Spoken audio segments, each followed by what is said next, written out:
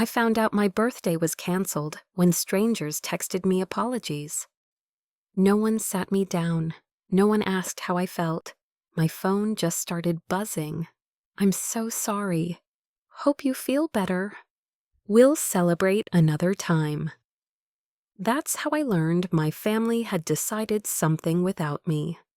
And when he said, "If I can't have fun, neither can she," everyone listened. That was the night I stopped trying to earn my place in a family that never planned to give me one. On the night of my 18th birthday, the house looked like a celebration frozen in time. Balloons half inflated, fairy lights blinking softly in the backyard, and cupcakes lined up untouched on the kitchen counter. That was the night my family made it clear I was the optional one. My name is Grace. I had told myself that this birthday would mark the start of something new, my real life. I spent the entire week stringing lights in the backyard, folding napkins in my favorite shade of teal, and organizing a playlist that made me feel like I existed.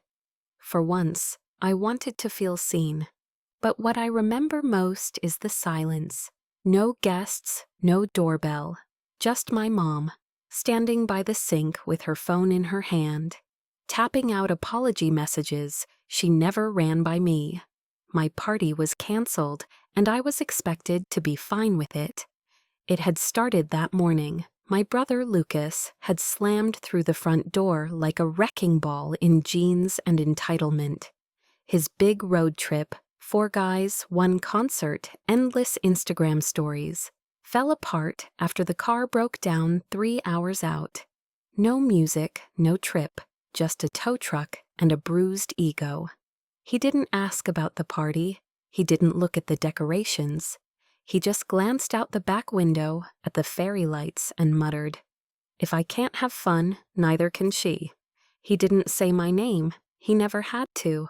My mom didn't argue. She went quiet, like someone hit a mute button. 15 minutes later, she had texted every guest, every relative, every neighbor, saying the party was canceled for personal reasons. I didn't find out until I checked my phone and saw a series of confused replies and apologies I didn't understand. That was how I learned my birthday no longer mattered. By the time I got to the kitchen, the decision had already been made. My dad avoided eye contact. My mom mumbled something about how Lucas wasn't in a good place and that it was just one of those things. The line she used was, "It's better this way, honey. Lucas needs space right now." That was the moment something inside me went still. I didn't shout. I didn't cry. I didn't knock over the tray of cupcakes or rip down the decorations. I just stood there in my party outfit that no one would see, staring at my mother like I didn't recognize her anymore. Then I walked upstairs, opened my closet, and started packing. Not with rage, with clarity. If Lucas's mood could cancel my birthday, then this wasn't just about one night. It was about a system I had been trained to survive inside. I was done being grateful for scraps of attention. The truth is, I didn't need to scream to get revenge. All I had to do was walk away and let the picture-perfect family they worked so hard to maintain collapse without me. The cupcakes stayed lined up on the counter like props from a play no one came to. But the real performance began a few hours later, when they tried to explain why I should be okay with being erased. By late evening, my suitcase was half packed, and my old camera lay buried under a few sweatshirts. That's when I heard my mom's voice cut through the air from downstairs. "Grace, come down here now." It wasn't a request. It was the kind of tone she used when pretending not to be angry but expecting compliance. I almost didn't go, but something in me wanted to hear what excuses they'd cooked up, what explanation they thought would make this okay. I stepped into the kitchen to find them arranged like characters in a staged family meeting. My mom stood with her arms crossed. My dad leaned against the counter, looking like he'd rather be anywhere else. Lucas slouched at the table like a storm cloud with a pulse, his phone in his hand, not even pretending to care. What followed wasn't an apology. It wasn't even a conversation. It was a performance. My mom started with a sigh, as if she were the one who'd been wronged. "Look, we know this day didn't go how you expected, but your brother's had a hard day. His whole trip fell apart. He's exhausted. He's been working full-time at the shop. He needed peace." My dad nodded like a background actor following stage directions. "It was just one party. You'll have other birthdays." I asked the one question I knew they didn't want to answer. "Is that why you canceled my 18th birthday? Because Lucas was upset?" My mom winced. "We said you were sick. That way, nobody would ask questions. It was better that way, for everyone. Better for everyone but me." "You'll have more birthdays," she repeated. "Lucas only has this week to recover. He needed support." That word, support, landed like a slap. I had heard it my whole life, but somehow it never applied to me. I looked at them both and asked, "Has there ever been a day that was actually about me?" Lucas chuckled like I'd told a joke. "Oh my God, Grace, seriously? You're making this about you right now? I just lost my entire trip. I've been grinding at the shop. I needed this weekend. And you're whining about cupcakes?" I turned to my dad. "And you?" He looked down at the counter. "We just didn't want a big scene. Lucas isn't in a good headspace. We figured we'd make it up to you later." I laughed. It wasn't funny. "I'm not in a good headspace either. Does that matter?" Lucas didn't let me finish. "You're fine. You always are. You're strong.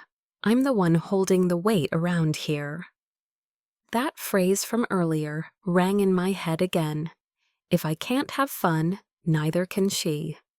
"And because you missed a concert," I said, "I don't get a birthday?" My mom raised her voice a notch. "Lucas is sensitive, Grace. He feels things more deeply. He's always been fragile. You're the strong one. You're independent. You don't need as much." It sounded like a compliment, but I'd heard that song before. Being called strong meant they didn't have to worry about me.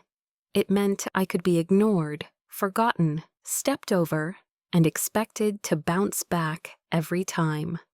"And lying to everyone that I was sick?" I asked. "Is that what support looks like to you?" My mom snapped.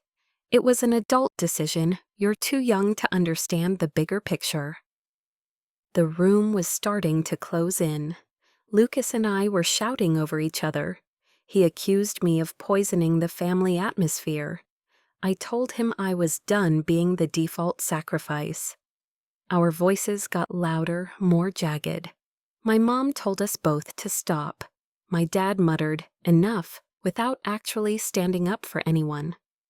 And then the doorbell rang. Nobody moved. It rang again, then again. My dad finally stood up to answer it, probably hoping it was a delivery he could disappear into. But it wasn't a delivery. It was the beginning of everything unraveling. The door opened, and with it, the curtain lifted on a family script that only worked when no one else was watching. It was my aunt who stepped through the doorway.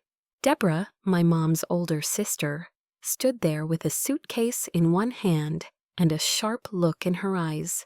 She didn't even have to say anything.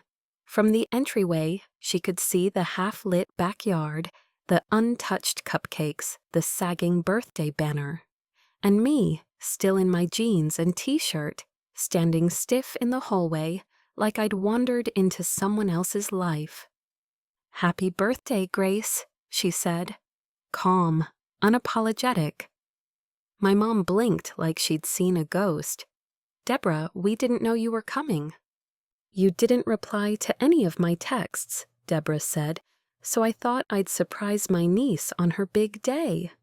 My mom's smile was instant and fake.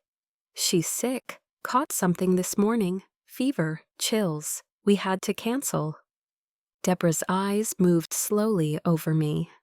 I wasn't coughing. No tissues, no blanket, no thermometer in sight. "Sick," she repeated. "Right." My dad jumped in next, voice slippery. "It's been a stressful week. Lucas's trip fell apart. Everyone's been on edge." Deborah raised a hand. "I didn't ask you." And then she turned to me. "Grace," she said, "what actually happened?" No one in that house had ever asked me that. Not once. Something in me cracked open. Not in anger, in truth. I told her everything. That my birthday had been canceled without warning. That my mom had lied to every guest. That Lucas came home angry, said, "If I can't have fun, neither can she." And somehow that sentence had more power than my birthday ever did. And I didn't stop there. I told her about the movie nights where I sat on the floor while Lucas got the couch for his back. About the road trips where my playlist was always skipped. The new laptop he got for work and the glitchy hand-me-down I was told was perfectly fine. The way every milestone of mine was quietly dismissed, while every inconvenience of his became a family emergency. My voice was shaking by the end, but it didn't matter, because the room had gone silent. My mom jumped in like she always did, fast and loud. "She's exaggerating. She's had a rough day. Lucas has a lot of pressure. He works full-time. He's under stress. We've just tried to support him. Grace has always been independent. She doesn't need us the same way." Lucas snorted from the table. "All this over a canceled party, seriously?" Deborah didn't even look at him. Her eyes stayed locked on my mom and dad.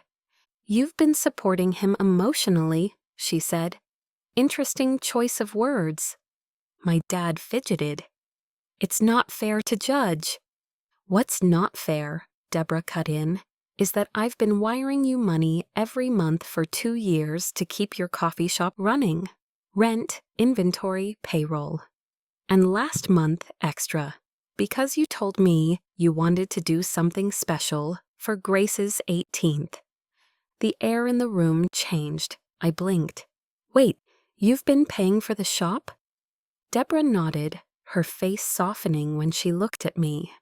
"Yeah, when the pandemic hit and things got bad, my mom called me in tears. She said she was worried about losing the house. I stepped in because I thought I was helping a family that was doing their best." Her expression hardened again. "But I did not sign up to fund a system where one kid's mood matters more than another kid's milestone." My mom's voice turned sharp. "You don't understand how fragile Lucas is. We have to be careful with him. Grace is strong. She doesn't need—" "Being strong doesn't mean she doesn't need anything," Deborah snapped. Then she looked at Lucas. "You're 22. You missed a concert. That's disappointing. It is not a reason to cancel your sister's birthday and lie to everyone." He rolled his eyes. "I didn't ask you for anything. I work. I handle pressure. They did what was right for the family. She's the one making a scene." Deborah let out a cold laugh. "What's been right for this family has meant coddling you and expecting Grace to stay quiet. That stops tonight." She took a breath. "As of now, the funding stops. No more deposits, no more emergency transfers. If you want to keep the shop, figure it out yourselves. But I'm not bankrolling this system anymore." My mom reached for her arm, panic flashing across her face. "You can't just cut us off. We have bills, staff. We're barely holding on." "I'm not walking away from the kids," Deborah said. I'm walking away from being your safety net." Then she turned to me. "Grace," she said, "I can't fix what they've done, but I can give you a way out. Come stay with me in Portland. We'll get you back on your feet. You deserve a home where your birthday doesn't get canceled because your brother had a bad day." Behind her, the chaos started. My mom yelling about betrayal, my dad begging for calm, Lucas muttering about how dramatic everyone was. But for the first time, none of it mattered. Because there was a door open, and I realized they weren't the ones holding it anymore. When someone finally offers you an exit, the real question isn't whether you'll take it. It's whether you'll let yourself believe you deserve to. That night, I didn't sleep much, not from fear, but from release. My suitcase sat by the door like proof I wasn't imagining what happened. For the first time, there was no script to follow, no waiting to be forgiven for wanting more.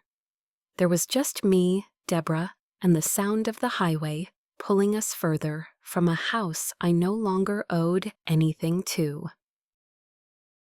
The longer I stayed in Portland, the clearer everything became. The messages from my parents stopped sounding like conversations. They started sounding like marketing campaigns, each one trying to sell me a version of the family, where everything was just a misunderstanding, where I was being unreasonable for wanting space, and where Lucas's feelings still outweighed my own reality. Every text had the same formula, a soft apology that dissolved on contact. A full paragraph about how Lucas was under pressure. A reminder that the coffee shop was in danger without Deborah's money. That's when I stopped wondering where I stood and decided to find out.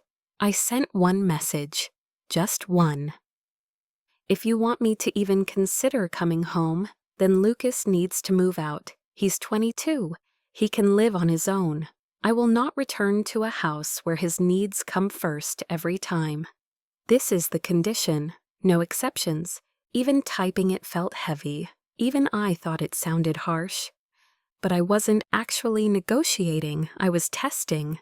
I hit send before I could soften it, walk it back, or rewrite it with 1,000 apologies.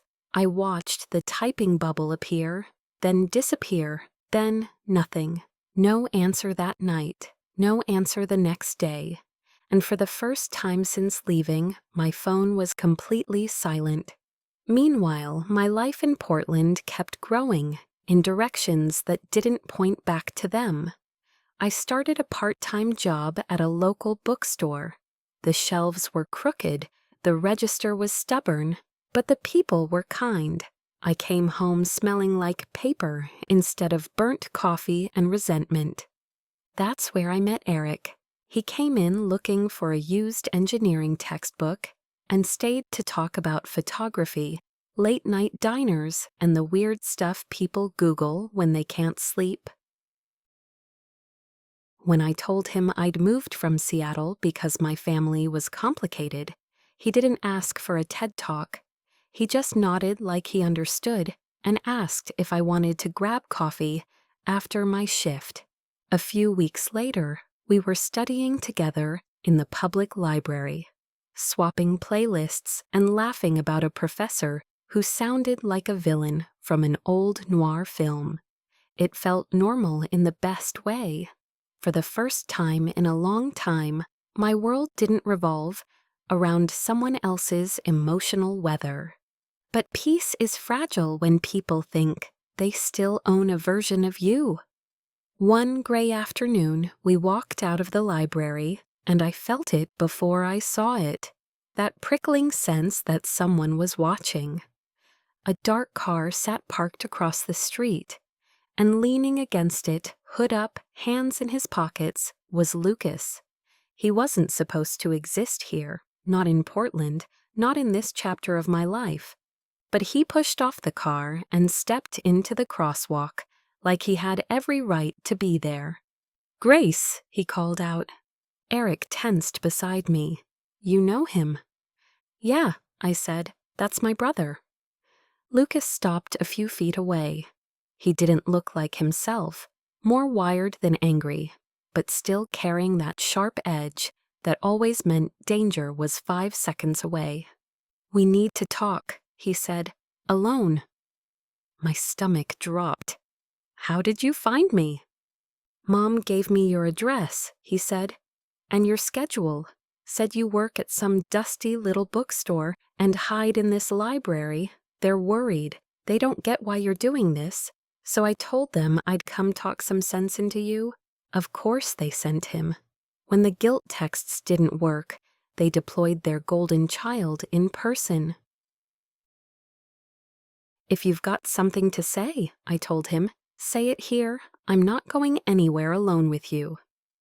Eric stayed close, steady and quiet, but present. Lucas rolled his eyes. They told me about your little ultimatum, that you'll only come back if I move out. Do you know how insane that is? You're tearing apart our family because you didn't get a birthday party. That's when I felt it, the shift. The story he was telling himself hadn't changed. I was still the problem, still the selfish one, still the girl who didn't understand how hard his life was. I'm not tearing anything apart, I said. I gave them one chance to put me first, just once.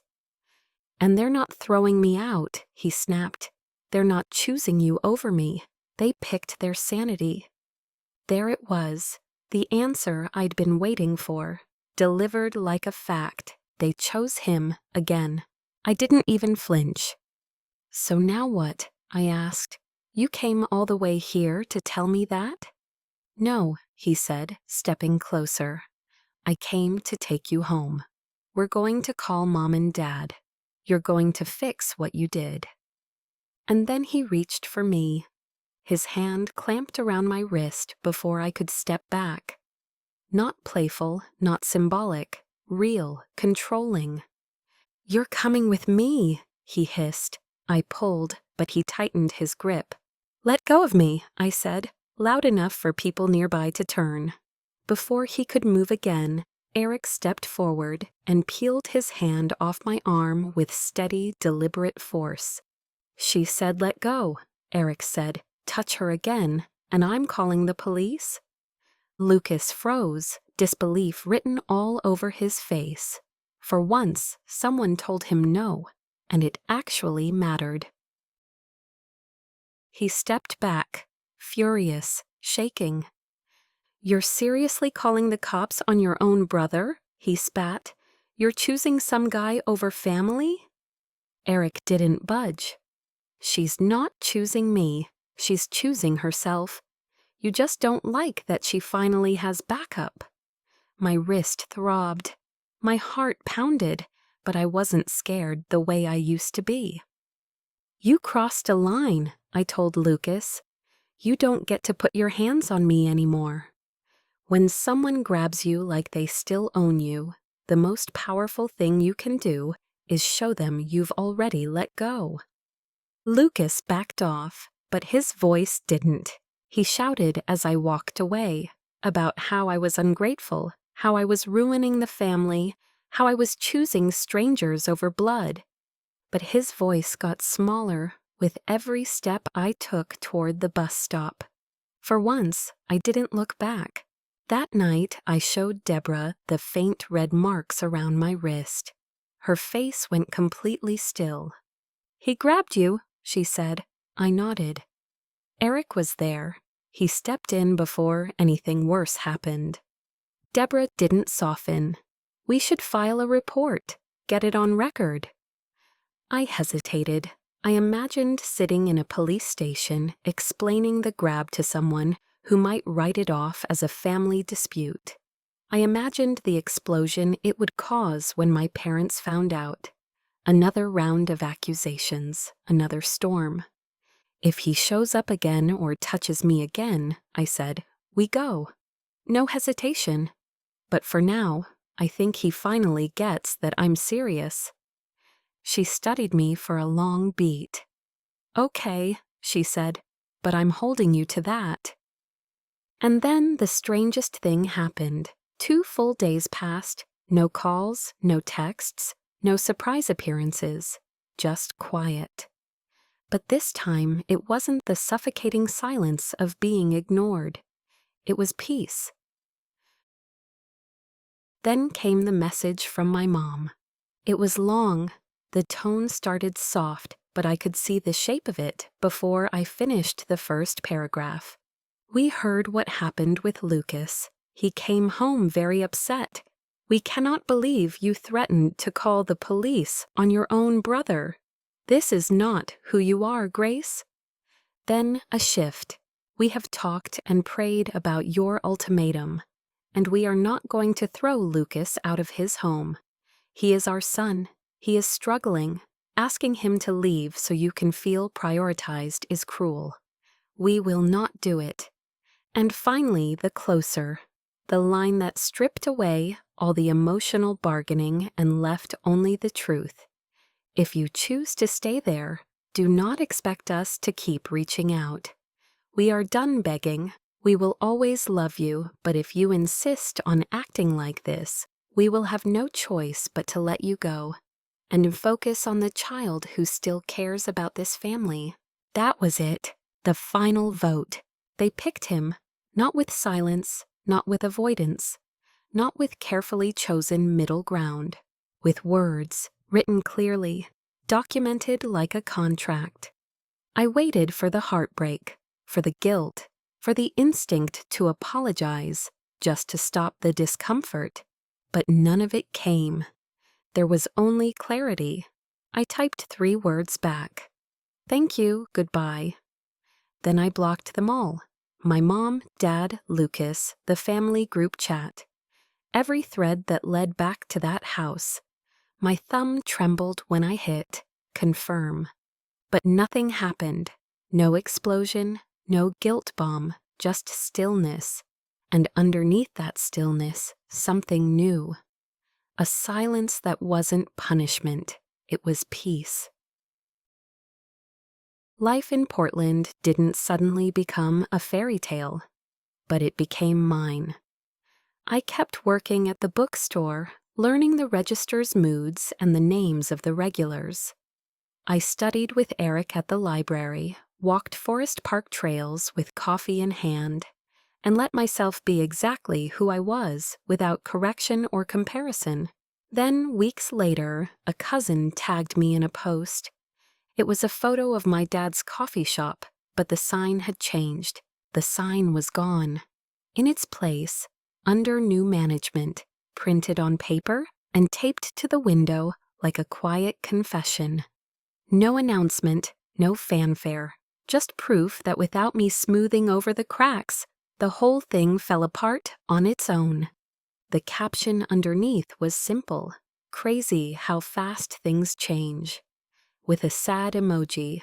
The comments told the rest of the story. The shop had been struggling for months. Deborah's funding was gone. Staff were let go. Customers trickled away. Pride and borrowed favors could only hold things together for so long. Without me holding my tongue and without Deborah holding the books, it all collapsed on its own.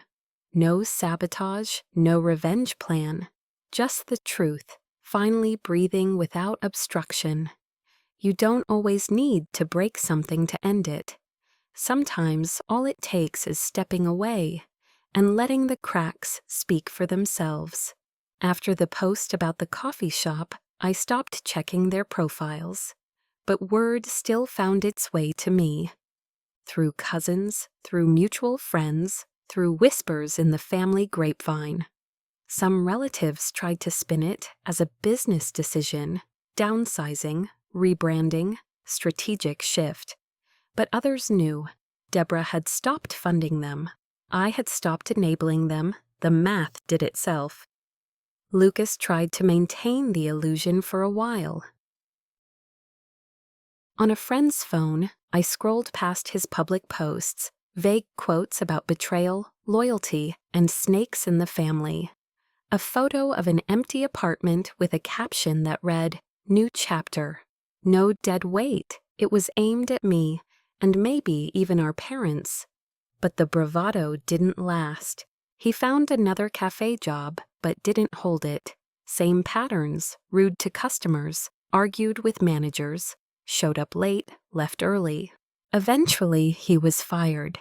He ended up splitting rent with two strangers he barely knew, cycling through low-paying gigs, borrowing money, and complaining that no one appreciated how hard he had it.